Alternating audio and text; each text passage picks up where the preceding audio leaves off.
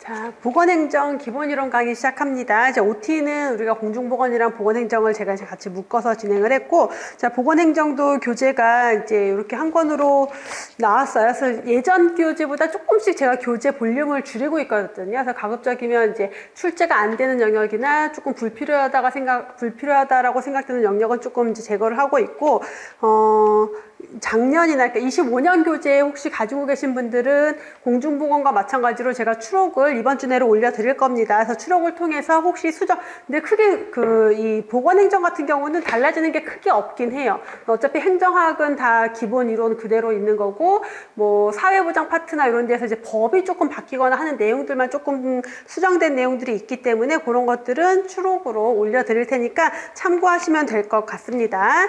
자, 그래서 교재는 잠깐 이렇게 설명을 드리고, 우리 이제 보건행정에 대해서 강의를 하기 전에 보건행정이라는 과목에 대해서 우리가 좀 생각을 해보면, 이제 행정이잖아요, 행정. 그래서 우리 그 공무원 중에서 이제 가장 많이 채용하는 공무원들이 이제 일반 행정직, 그래서 일행직이라고 하는데 정말 엄청 거의 대부분의 그 공무원들이 일행직으로 채용이 되죠. 그 행정학이에요. 그래서 이 보건행정에서 나오는 이론들은요, 일행직 공무원들이 보는 행정학 원론들, 개념들, 거기에 있는 내용들이 상당 부분 포함이 되어 있는데 거기에 보건이 추가가 된 거죠. 그래서 여러분들이 이제 보건직 공무원이나 뭐 보건복지부를 준비하거나 보건연구사를 준비하는데 어쨌든 보건행정가로서의 해야 되는 역할이 있기 때문에 행정학 원론들이 좀 들어간다라고 생각하시면 돼요.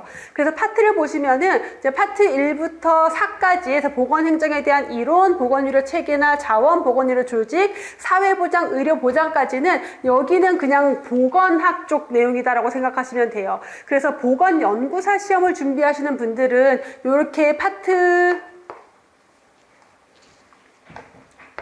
1에서 파트 4까지는 보건학의 가장 기본으로 포함되는 이론이다. 그래서 그냥 보건과 관련된 행정 이론들이다 라고 보시면 돼서, 그래서 보건연구사 준비하시는 분들은 기본적으로 파트 1부터 파트 4까지는 무조건 보셔야 되고요. 파트 5, 6, 7 같은 경우는 이제 여기는 행정학이에요, 진짜.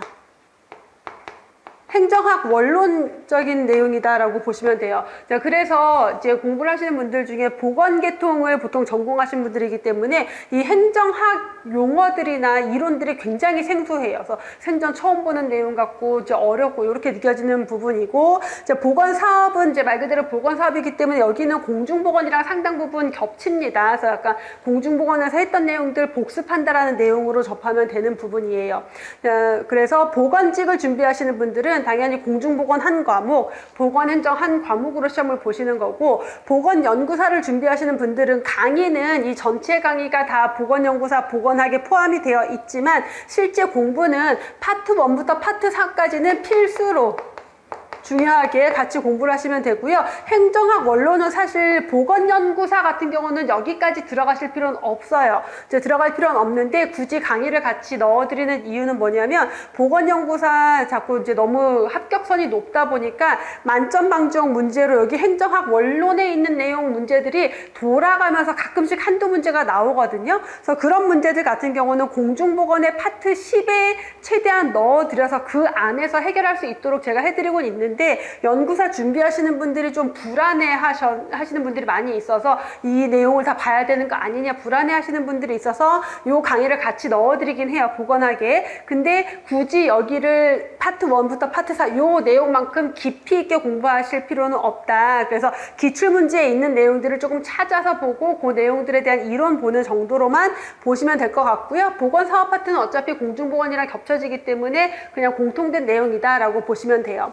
자, 그러면 지금 출제 경향은 이제 보건행정이 주 과목인 보건직에서의 출제 경향인데, 보시면 파트가 우선 많지 않아요. 7개 파트이고, 심지어 파트 8, 이제 8번째 파트인 보건사업 파트는 공중보건이랑 겹쳐지니까 사실은 7파트 정도다라고 생각하시면 되는데, 보건행정 이론 여기 내용도 공중보건이랑 상당 부분이 겹쳐져요. 자, 그러면 실제 우리가 보건행정으로서 봐야 되는 것들은 이제 요 내용들이 주다라고 생각을 하시면 돼요.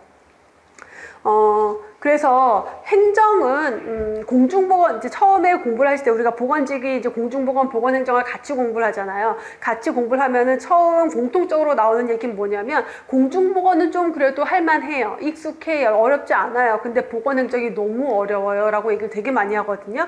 근데 공부가 끝날 무렵, 그래서 이제 시험 막바지에 다다르면은 대부분은 보건행정이 더 쉬워요라고 얘기가 나와요. 왜냐하면 공중보건은 굉장히 여러 과목을 압축해 놓은 거다 보니까 범위가 한도 끝도 없이 넓어지고 외울 것도 많고 그런데 보건행정은 특정 이론들, 모형들만 딱 내 머릿속에 들어가고 난 다음에는 문제가 출제되는 내용이 뻔해요. 그러다 보니까 막상 시험 보러 가면은 우리 보건직 공무원들이 대부분 보건행정은 다 맞았어요. 보건행정은 쉬웠어요. 이런 얘기를 더 많이 하게 돼요. 근데 처음에 이제 해서 우리 기출문제, 단원별 기출문제 할 때까지는 아마 행정이 더 어렵게 느껴질 건데 기출문제까지 돌리고 난 다음에는 이제 좀 풀만하다 될 겁니다. 그래서 출제 비중은 뭐 어디가 더 높고 어디가 많이 나오고 적게 나오고를 염두에 두실 필요가 없어요. 매년 해마다 달라지기 때문에 그걸 고려하기보다는 그냥 각각의 전체적인 내용들을 우리가 다 잘 봐야 된다라는 개념으로 보시면 될 것 같습니다.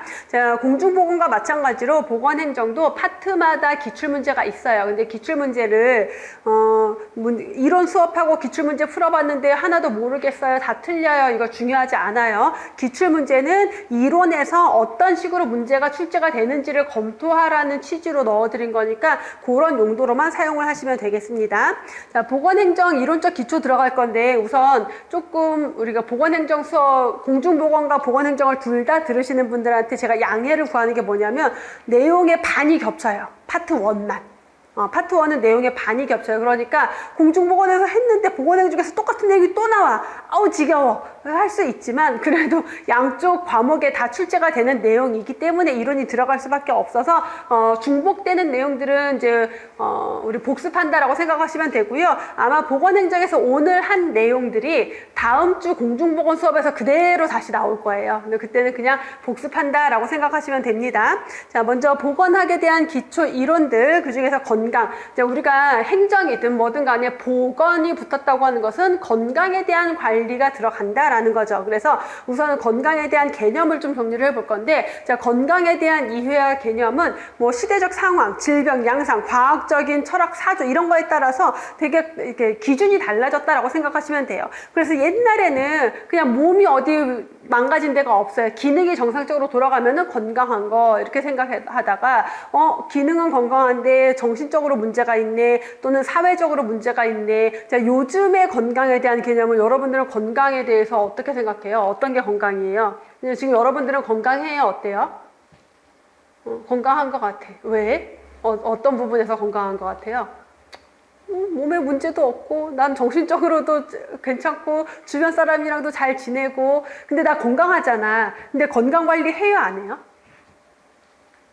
따로 이게 약간 나이가 제가 이제 나이가 있다 보니까 건강관리를 해야 되더라고. 나도 이거 건강하거든? 건강한데도 건강관리를 해야 돼. 자꾸 안 좋아지는 게 생겨요. 이게 이제 건강에, 옛날에는 질병이 없으면 건강한 거다라고 생각했지만 지금은 질병이 없어도 건강을 더 관리해서, 내가 왜 건강을 더 관리해야 되냐면 늙어서 아프면 안 되잖아.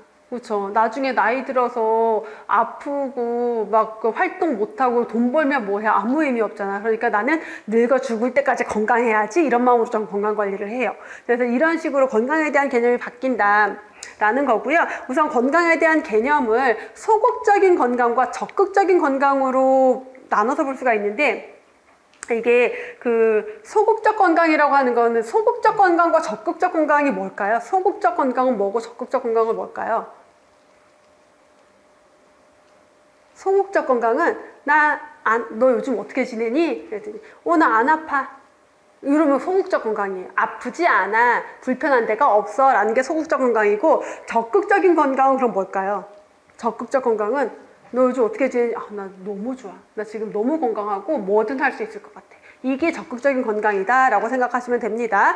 그래서 과거에는 소극적인 건강의 개념이었다면 현대에는 적극적인 건강의 개념으로 바뀌고 있다. 그래서 적극적인 건강은 자신의 잠재력을 최대한 발휘하여 건강을 유지하는 것. 그래서 이게 뭐냐면 어디에서 건강 위의 요소가 와요. 질병에 걸릴지도 모를 상황이에요. 하지만 내가 어느 정도 잠재력을 가지고 있다, 면역력이 좋다, 그럼 그거를 맞서 싸워서 질병에 걸리지 않게 만들 수가 있는 거야. 이런 것들을 건강 잠재력이라고 합니다. 그래서 요 내용이 아마 기존에 2025년 교재에 없었을 거예요. 제가 요 개념을 좀 추가를 했는데, 요거는 제가 추록이 아직 안 나가서 추록에서 다시 한번 나눠 드릴 거니까 필기 따로 하지 마시고 추록으로 보시면 될 것 같습니다. 자, 세계보건기구의 건강 정의에 대한 내용을 조금 삭제를 했어요. 기존에 있는 내용도 삭제하고 간단하게 좀 정리를 했는데, 세계보건기구 WHO가 1948년에 발족했거든요. 세계보건기구에서는 건강에 대한 정의를 뭐라고 했냐면, 질병이 없거나 허약하지 않을 뿐만 아니라, 그러니까 질병이 없다고 건강한 게 아니야. 그럼 건강은 뭔데? 신체적으로도 정신적으로도 사회적으로도 안녕이 완전한 상태다라고 정의를 했어요. 완전한 상태다. 그래서 신체적, 정신적, 사회적 안녕이 완전한 상태를 건강이라고 했습니다. 자, 그러면 신체적 건강, 정신적 건강은 뭔지 알겠어. 사회적 안녕이 뭔데? 사회적 건강이 뭔데? 자, 사회적 건강이라고 하는 것은 내가 사회 안에서, 사회 속에서 나에게 주어진 어떤 역할, 임무가 있겠죠. 자, 그런 것들을 충실히 수행하면서 사회생활을 할 수 있는 상태를 사회적 건강이라고 해서, 우리가 이 신체적, 정신적, 사회적인 건강의 개념 중에서도 현대적 건강의 개념이다라고 하면은 이 사회적 건강을 들어요. 그래서 이 사회적 안녕, 사회적 건강이 현대적인 개념의 건강이다라고 보시면 되겠습니다. 자, 그다음에 기타 건강의 정의는 여러 학자들의 건강의 정의인데, 기존 교재, 보건행정 기존 교재에 학자 되게 여러 명 있었거든요. 공중보건에서도 그렇게 나오고, 근데 보건행정에서는 건강의 정의에 대한 문제가 나오긴 하지만 좀 심플하게 나와서 여러 학자들은 다 뺐고 가장 핵심적인 학자들만 남겨놨어요. 그래서 누구냐면 베르나르, 버나드라고도 하고 베르나르라고도 합니다. 그 다음에 파슨스, 그리고 던의 건강과 불건강 연속성 개념, 이렇게 세 명의 학자 걸 볼 건데, 자, 베르나르, 클라우드 베르나르, 버나드라고도 하는데, 베르나르는 프랑스 사람이에요. 그러니까 프랑스식으로 표기를 하면 베르나르인데, 이게 영어식으로 하면 버나드가 돼가지고 시험 문제에 버나드라고 나올 때도 있고 베르나르라고 나올 때도 있는데, 그럴 때는 보통 영문이 같이 들어갑니다. 그래서 어쨌든 건강에 대해서 어떻게 정의를 했냐면, 건강은 외부 환경이 변하더라도 내부 환경에 뭐가 항상성이 유지된 상태다라고 했어요. 이게 무슨 말이냐면, 요즘 되게 덥잖아요, 여러분. 온도가 막 30도, 31도 이렇게 넘어가긴 하죠. 근데 이제 이렇게 막 더워질 때 어떤 기사들 많이 나와요. 누가 열사병으로 어떤 근로자가 사망했다, 이런 것들. 온도가 너무 더워지더라도, 온도가 너무 높더라도 우리의 체온은 36.5도에서 약간 왔다 갔다 한단 말이에요. 이렇게 유지가 되는 걸 항상성이라고 해요. 그럼 너무 더울 때, 너무 더워요. 그래서 체온이 막 올라갈 수도 있음에도 불구하고 내 체온은 왜 유지가 될까요? 내 몸에서 체온이 올라가게 하지 않으려고 어떤 작용들을 한단 말이에요. 땀을 내보내고, 숨을 더 가쁘게 쉬고, 그다음에 몸 안에서 열을 생산하지 않고 움직임이 느려지고 하면서 이 몸의 체온이 올라가지 않도록 해요. 또 겨울엔 어때요? 막 온도가 영하 10도 이렇게 막 내려갔어. 그런다고 내 체온이 떨어지지 않아요. 그럼 내 몸에서는 어떻게 해요? 계속 내 체온을 유지하려고 모공을 막고 땀이 나지 않게 하고 움직임을 더 늘리고 호르몬을 분비하고 해서 열을 만들어내서 체온을 유지하는 거죠. 그걸 우리는 항상성이라고 해요. 그래서 우리 몸은, 인간의 신체는, 인간뿐만 아니라 모든 동식물의 동식물들은 항상성이라는 걸 가지고 있어서 외부 환경이 변하더라도 나는 항상 항상 그대로 유지된다라는 거죠. 유지되기 때문에 건강이 유지되는 거다. 근데 항상성이 깨지면 건강하지 않은 거다. 그래서 너무 햇볕에 뜨거운 환경에 노출이 되다가 내가 이제 뇌에 문제가 생기는 거예요. 문제가 생겨서 내 체온을 36.5도로 유지를 해야 되는데 그게 깨져버렸어. 그래서 체온이 40도까지 올라가 버려요. 그렇게 해서 열사병으로 사망하는 사람이 생기는 거거든요. 그게 항상성이 깨진 상태다. 그래서 베르나르는 건강이란 항상성이 유지된 상태고 질병은 항상성이 깨진 상태다라고 설명을 했습니다. 그래서 건강한 사람은 환경이 크게 변하더라도 내부 환경을 잘 유지하는 능력이 있다. 자, 그래서 어떤 자극이 있더라도 잘 견뎌낸다라고 설명을 한 거죠. 요즘에 되게 재밌는 그런 것들 중에 외국 사람들이 한국 와서 제일 힘든 거, 날씨. 그런 거 많이 못 봤어요, 여러분? 그, 왜, 외래종 있잖아요. 식물이나, 뭐, 이렇게 동물이나 외래종이 들어와서 우리 국내의 토종 식물들, 동물들을 막 다 포식하고 잡아먹는다 해서 얘를 없애야 된다라는 기사가 한동안 팍 나오는데, 어느 날 그게 쏙 들어가요. 보면 걔네가 다 없어져 있어. 따로 뭘 안 했는데, 우리나라의 이 극단적인 추위와 극단적인 더위에 적응을 못 하는 거야. 그래서 더워서 죽거나 추워서 죽거나 이렇게 되는 거예요. 근데 우리는 항상 더웠다 추웠다 하잖아. 그래서 아프리카 사람들이 한국 와서 너무 덥다고 못 견디겠다고 하고, 러시아 사람들이 한국 와서 너무 추워서 못 살겠다 그러거든요, 실제로. 그래서 그런 것들에서 우리는 항상성을 유지하는 게 건강이다라고 보시면 됩니다. 자, 파슨스. 탈코 파슨스, 페르손이라고도 하고 파슨스라고 하는데, 파슨스는 사회적인 역할과 임무를 효과적으로 수행할 수 있는 최적의 상태가 건강이다라고 했어요. 우리가 방금 전에 세계보건기구의 건강 정의를 했는데, 거기에서 신체적, 정신적, 사회적 안녕이 완전한 상태다라고 했고, 그 중에서도 현대적인 개념이 뭐다? 사회적 안녕이다라고 했죠. 자, 그러면 파슨스는 그 현대적 개념이 사회적 안녕을 강조한 사람이에요. 그래서 건강은 사회적으로 주어진 역할과 임무를 수행할 수 있는 그러한 상태가 건강이고, 그 기능을 할 수 없을 때 건강하지 않다라고 정의한 게 파슨스가 되겠고, 자, 마지막으로 던이라는 학자는 건강과 불건강의 연속선 개념을 제시를 했는데, 자, 그 건강, 우리가 이제 아까 제가 지금 건강해요. 근데 더 건강해지려고, 앞으로도 건강을 유지하려고 뭔가 건강을 관리한다라고 했죠. 근데 건강과 질병이 불연속성이다. 연속성이 없다라고 생각하면은 굳이 그걸 할 필요가 없는 거예요. 내가 지금 건강하니까. 질병일 때 질병을 회복하기 위한 노력이 필요하다라고 보는 개념인데, 자, 어떤 사람이 지금 건강해요. 자, 건강한 상태에 있는 사람도 제가 지금 건강은 하지만 어느 순간 건강이 안 좋아져서 더 안 좋아지면 질병, 죽음으로 갈 수도 있는 거고요. 지금 건강하지만 더 열심히 관리해서 최적의 건강으로 갈 수도 있다라고 보는 거예요. 그래서 연속선상에서 유동적으로 변화한다라고 보는 게 좀 더 현대적인 개념의 건강이다. 그래서 과거에는 건강을 불연속적으로 봤다. 그래서 질병 아니면 건강 이렇게 봤다라면은 현대적으로는 건강과 불건강은 연속선 개념이다. 그래서 건강한 상태는 내가 일상생활에 효율적으로 대처할 수 있는 상태고, 불건강한 상태다라고 하는 것은 일상적으로 나에게 주어진 환경에 잘 대처하지 못하고 통합하지 못하는 상태다. 자, 최적의 건강 상태는요, 자, 내가 가지고 있는 이제 내가 건강한 상태인데 어떤 결함이 있거나 어떤 사소한 문제가 있다 하더라도 걔네들을 극복하고 일상생활을 수행할 수 있는 능력을 가진 것을 최상의 건강이다 라고 정의를 했습니다. 여기까지 건강의 정의에 대해서만 좀 간단하게 살펴봤고요. 다음에 나오는 개념은 기본권으로서의 건강이라고 하는데, 여기는 막 그렇게 시험 문제 나오고 그런 건 아니고, 우리가 개념적으로 건강에 대해서 이렇게 법적으로 보장을 해주고 있구나 라는 것들 그냥 간단하게 보시면 돼요. 자, 대한민국 헌법. 자, 헌법에 보면은 모든 국민은 인간으로서의 존엄과 가치를 가지며 행복을 추구할 권리를 가진다라고 했어요. 자, 인간이 인간으로서 존엄과 가치를 가지고 행복을 추구하려면 건강이 보장이 돼야 된다라는 개념인 거고요. 자, 모든 국민은 인간다운 생활을 할 권리를 가진다. 마찬가지로 건강해야 인간다운 생활이 보장이 되는 거고, 자, 그걸 위해서 사회보장, 사회복지 증진에 노력할 의무를 가진다. 국가가. 자, 사회보장이라는 거는 뭐예요?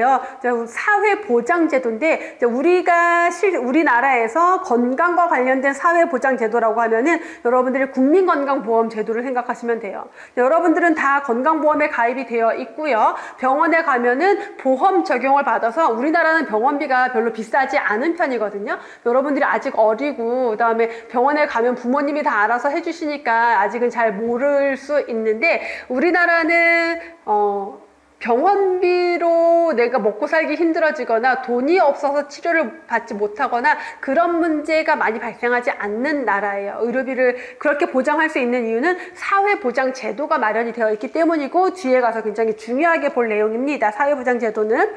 자, 신체장애자나 질병, 노령, 기타 사유로 생활 능력이 없는 사람은 국민이 법으로 보호를 해야 된다. 국민을 국가가 법으로 보호해야 된다. 그래서 질병에 걸린 사람들을 국가가 법으로 보호해주고 있다라는 거. 재해를 예방하고 위험으로부터 국민을 보호해야 된다. 이런 것도 모두 건강에 대한 개념이 될 수가 있겠고요. 자, 35조에 보면은 모든 국민은 건강하고 쾌적한 환경에서 생활할 권리를 갖는다. 자, 국가와 국민은 환경 보전을 위해서 노력해야 된다. 그래서 건강하게 살 권리가 있는 것. 자, 마지막에 보시면요. 모든 국민은 보건에 관해서 국가의 보호를 받는다라고 명시를 하고 있죠. 자, 헌법에만 이렇게 명시하고 있는 게 아니라 보건의료 기본법이 따로 제정이 되어 있습니다. 그래서 이 보건의료기본법은 보건의료와 관련돼서 필요한 사항들을 규정을 하고 있는 법이다라고 보시면 돼요. 그래서 국가는 보건의료와 관련된 발전 계획을 수립하고 시행해야 되고요. 평생 국민 건강 관리 사업을 해야 된다. 건강 증진에 대해서 힘써야 된다 하는 내용들이 이 법에서 규정을 하고 있고, 그래서 법의 이념을 보시면은 보건의료를 통해서 모든 국민이 인간으로서의 존엄과 가치를 가지며, 앞에서도 인간으로서 존엄과 가치를 가지고 행복하게 살기 위해서는 뭐가?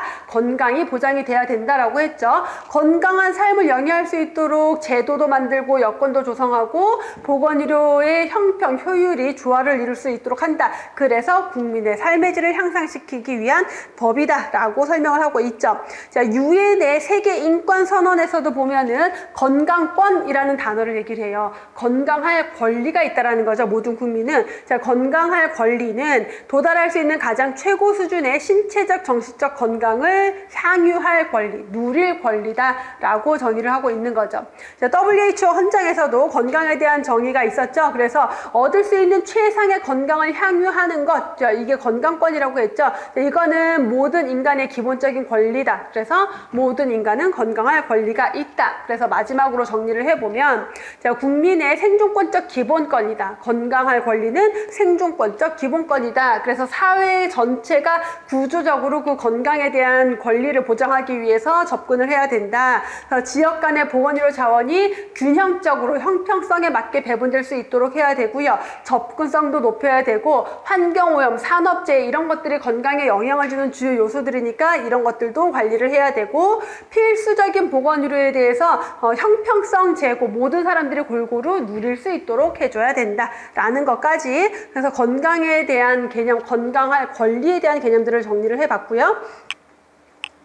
자, 건강과 질병. 자, 그럼 건강의 장 이론이라는 게 나오는데, 랄론드 보고서라고 나옵니다. 이 랄론드라고 하는 사람 이름이에요. 캐나다 보건성 장관이었는데, 이 캐나다 보건성 장관이었던 랄론드 이름으로 보고서가 발표가 돼요. 언제? 1974년입니다.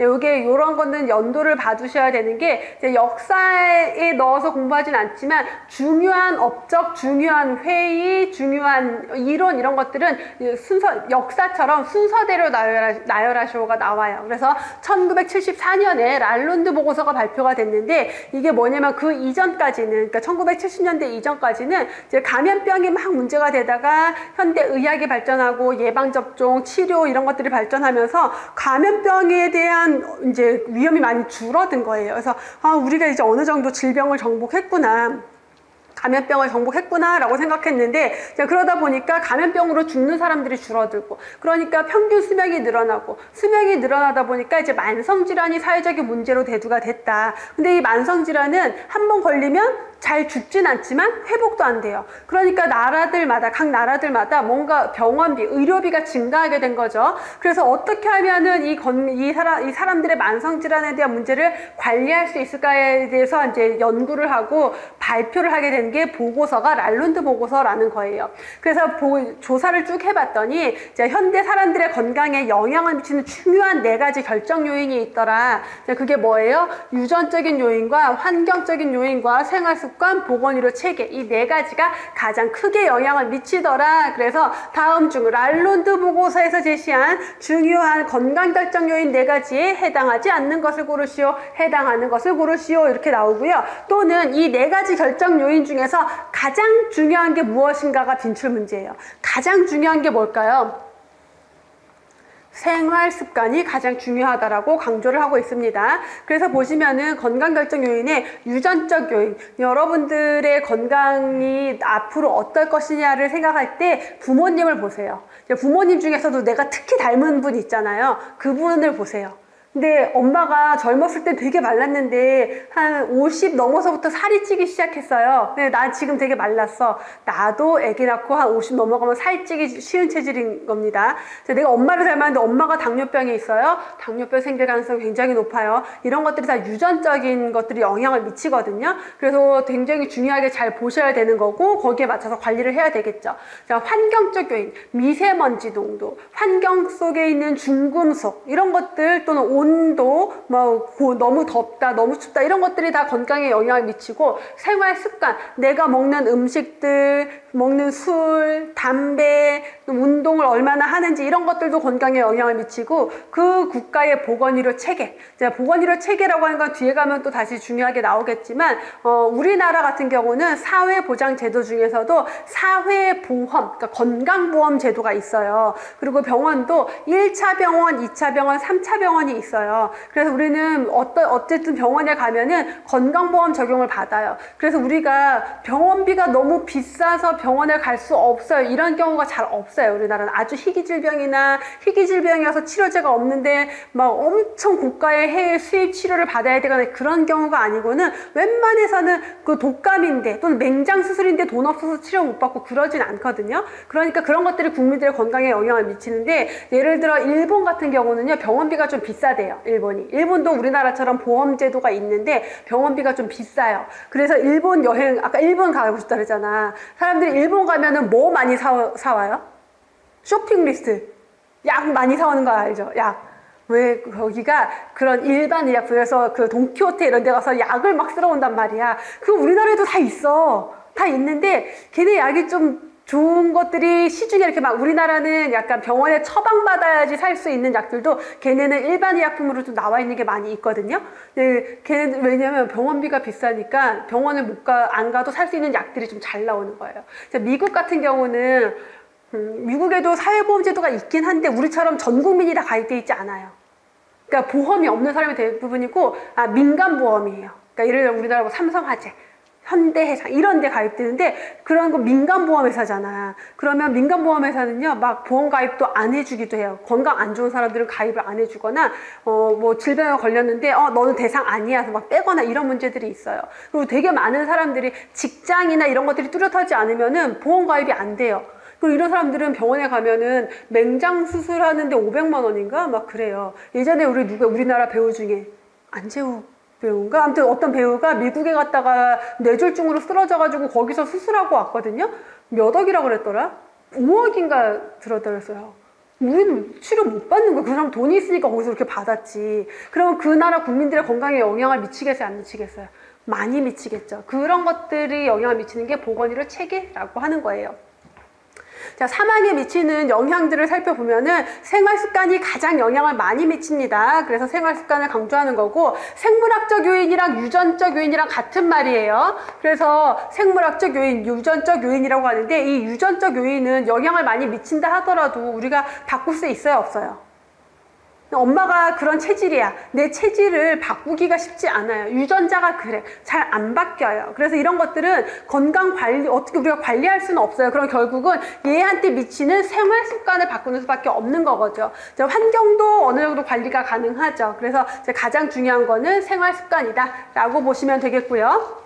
자, 주요 결정 요인들을 하나씩 그래서 살펴보면은 유전적 요인 같은 경우는 대부분의 질병에서 유전적인 요인이 영향을 미친다라는 결과들이 되게 많이 입증이 되어 있어요. 근데 그런 거 있잖아요. 특히 뭐 약간 타고나는 거? 예체능 이런 거 있잖아요. 뭐 운동선수나 예술가나 이런 것들은 좀 타고난 게 되게 크잖아요. 근데 그런 거는 어떻게 할 수가 없어요. 근데 질병도 그래요. 건강도 타고나는 게 굉장히 커요. 그러니까 부모님한테 물려받은 유전자적인 게 큰데 얘는 우리가 관리할 수 있는 게 아니에요. 그러다 보니까 우리가 어떻게 통제할 수가 없기 때문에 얘를 그냥 타고난 거니까 감수성 요인 정도로만 본다라는 거야. 일종의 감수성 요인의 하나로 여겨진다. 왜? 관리할 수가 없으니까. 감수성이라는 단어는 뭐냐면 감수성이 있다라고 하는 거는 질병에 걸리기 쉽다라고 생각하시면 돼요. 감수성이 낮다라고 하면은 질병에 잘 안 걸린다라고 생각하시면 돼요. 그래서 부모님이 두 분 다 당뇨병이 있어요. 있어요. 그럼 나는 당뇨병에 걸릴 위험이 높은 사람이다. 감수성이 높다. 그래서 내가 당뇨병에 안 걸리려면 어떻게? 미리미리 식단 관리랑 운동을 해야 된다라고 보시면 되겠죠. 자, 생활습관, 건강 행태 요인, 흡연이나 신체 활동, 일상생활, 자기관리, 직업의 종류, 뭐 직업 형태 이런 것들이 주요 생활습관, 건강 행태 요인이다라고 보시면 되겠고, 환경적 요인으로는요, 생물학적 환경, 물리화학적 환경, 사회적 환경 정도로 나눠서 볼 수가 있는데, 생물학적 환경이라고 하는 거는 환경에 존재하는 어떤 그 생물들, 그래서 세균, 바이러스, 기생충 같은 것들 또는 질병을 매개하는, 질병을 전파시켜주는 모기라던가 이라던가 진드기라던가 이런 것들이 들어가는 거고, 물리적인 환경, 화학적인 환경에는 이제 고열, 온도가 너무 이제 높거나 한냉, 온도가 너무 낮거나 공기가 오염이 됐거나 물이 오염이 됐거나 소음도 물리적인 환경이 되겠고요. 자, 사회적 환경은 그 국가의 보건의료 체계, 사회보장 제도, 뭐 사회적 지지 정도, 사회적인 관습, 대중매체 이런 것들을 모두 묶어서 사회적 환경이라고 하고, 이 사회적 환경에 해당하는 보건의료 체계는 특히 건강에 영향을 많이 주기 때문에 하나의 구성 요소로 또 보는 겁니다. 그래서 그 나라의 보건의료 체계는 그 국가의 정치 체계, 사회 경제적 상태가 영향을 미치게 돼요. 자, 그래서 그 정치 체계가 영향을 미친다라고 하는 거는 미국 같은 경우는 굉장한 그러니까 그 뭐죠? 자본주의, 자유민주주의를 추종하는 나라다라고 보시면 되겠죠. 그러니까 어떤 그게 인식이 있냐면, 왜 보험료를 강제로 내라 그래? 우리 건강보험료 강제로 내잖아요. 강제 가입이거든요. 보험료는 무조건 내야 돼요. 안 내면은 추징 들어와요. 근데 세금처럼. 근데 왜 나를 구속해? 나에게 일관된 보험을 적용하라 그래? 이제 이런 식으로 인식이 되어 있는 거고, 영국이나 이런 나라들은 이제 복지가 굉장히 중요한 그런 나라예요. 복지국가라고 보통 많이 하거든요. 그런 나라들은 국가가 국민들의 건강을 다 책임져야 돼요. 그래서 영국 같은 나라는 이제 나중에 뒤에 가면 나오겠지만, 영국은 의료비가 공짜예요. 의료비가 공짜예요. 그냥 병원에 가면 다 공짜예요. 건강보험료도 없어요.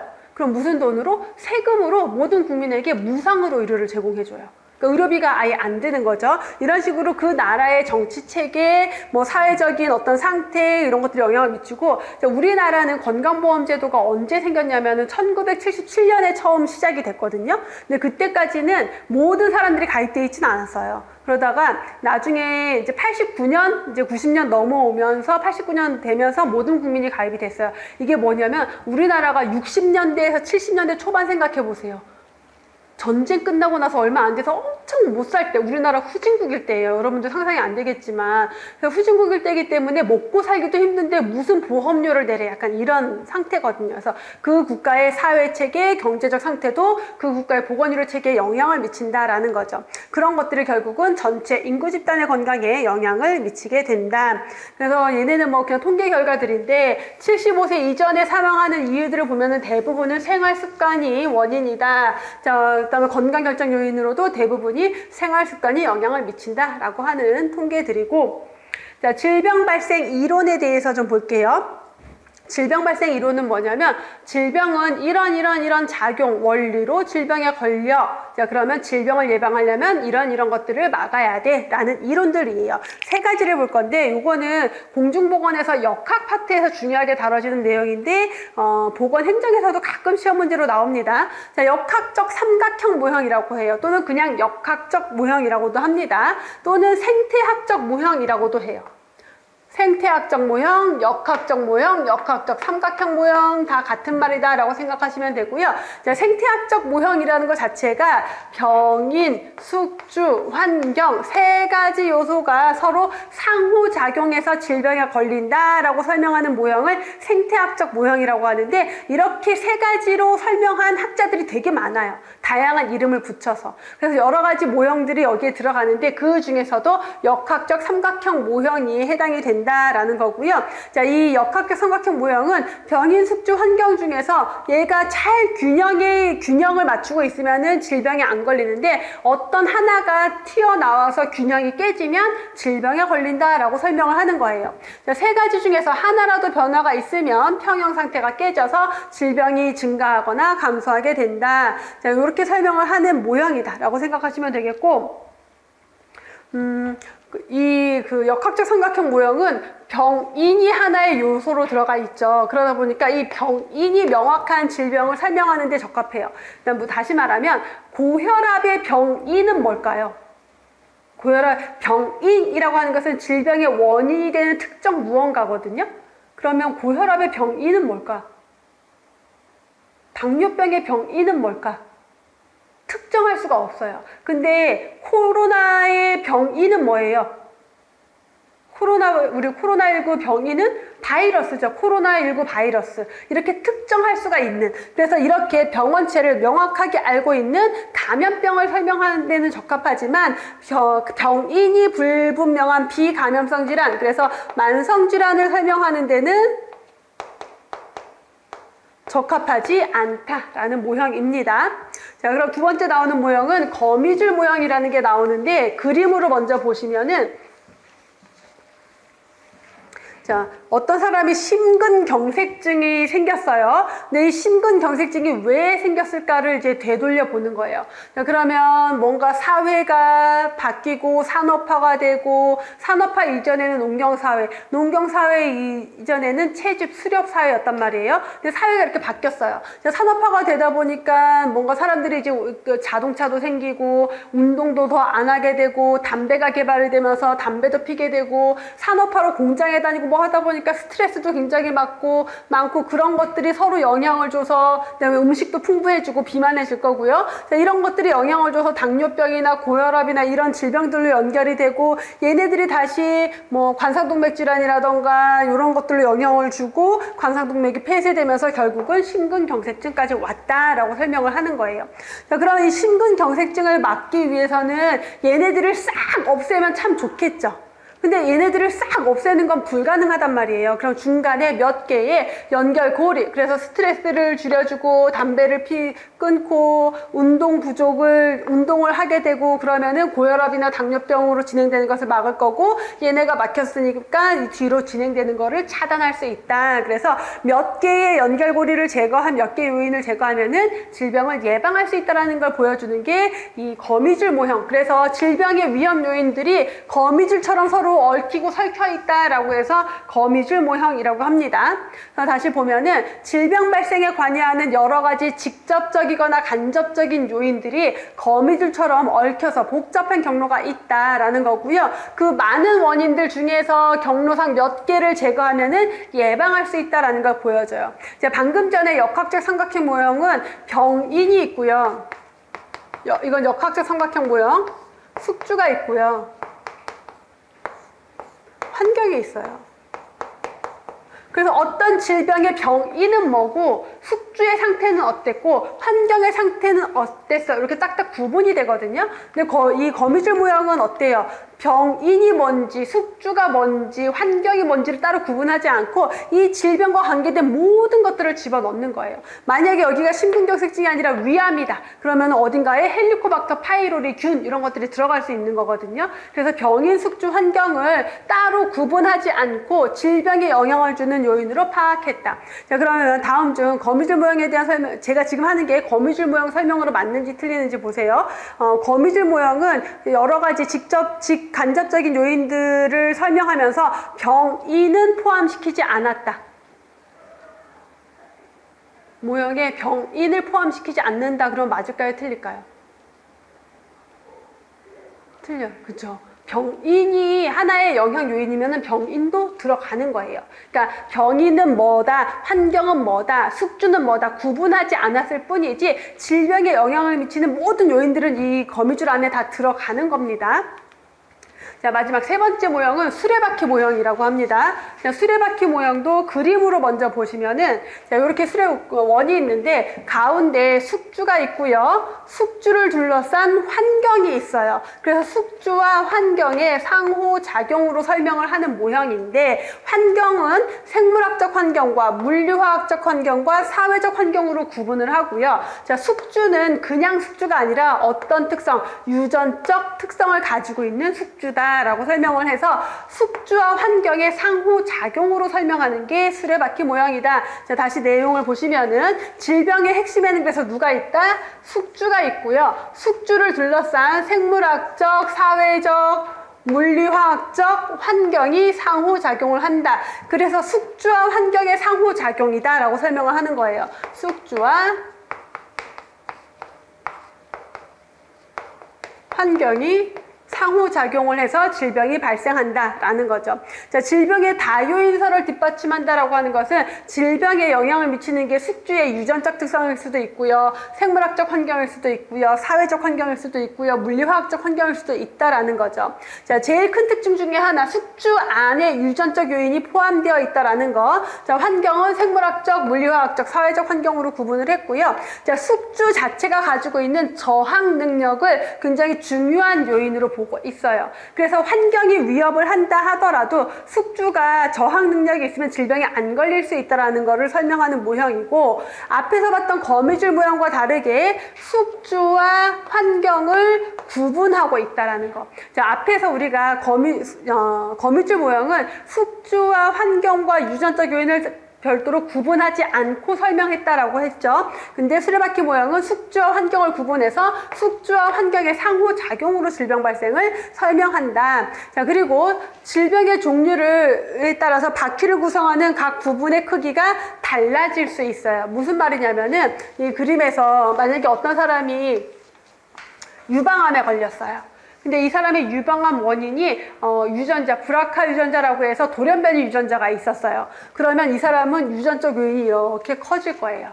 바퀴에서. 만약에 어떤 사람이 코로나19에 걸렸는데 바이러스가 막 너무 많이 돌아다니면서 겨울이 되면서 코로나19 바이러스가 너무 환경에 많아졌어요. 그래서 걸렸다? 그러면은 생물학적 환경이 이렇게 커질 거예요. 이런 식으로 질병의 원인이 뭔지에 따라서 바퀴를 구성하는 부분의 영역이 커진다라는 겁니다. 그래서 바퀴를 구성하는 각 부분의 크기가 달라진다. 유전성 질환은 유전적 요인이 크기가 커지고, 홍역은 숙주의 면역 상태, 생물학적 환경이 중요하기 때문에 생물학적 환경의 범위가 커질 수 있다 라고 설명하는 게 수레바퀴 모형이죠. 자, 그러면 얘네 아까 역학적 삼각형 모형은 병인이 명확한 감염병을 설명하기에 유리한 모형이다라고 했던 거 기억나요? 역학적 삼각형 모형은 병인이 명확한 감염병을 설명하기에는 적절하지만 여러 가지 요인들이 영향을 미쳐서 발생하는 만성질환 같은 것들을 설명하기에는 적합하지 않다. 반면 거미줄 모형은 어때요? 거미줄 모형은 감염병보다는 어떤 질병? 만성질환을 설명하기 훨씬 더 유리한 모형이고요. 이 수레바퀴 모형도 여러 가지 요인의 영향을 같이 설명할 수 있기 때문에 만성질환에 더 이제 적합하다라고 보시면 돼요. 그래서 역학적 삼각형 모형이 감염병 설명에 적합하다 해서 시험 문제 어떤 식으로 나오냐면은 다음 중 역학적 삼각형 모형으로 설명하기에 적절한 질병을 고르시오. 1. 고혈압, 2. 관상동맥, 뇌경색, 3. 세균성 이질, 4.